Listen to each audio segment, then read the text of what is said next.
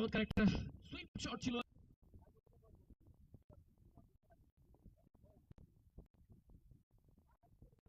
অল্প করে ঠেলে উঠিয়ে দিয়েছেন এবং ৬টি রান পেয়ে যাবেন।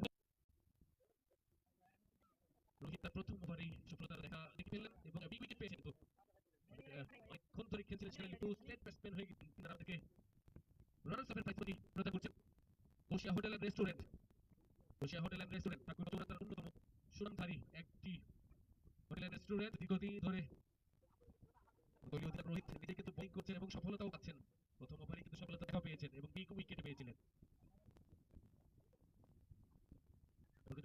সিঙ্গেল আর কি সিঙ্গেল নিয়ে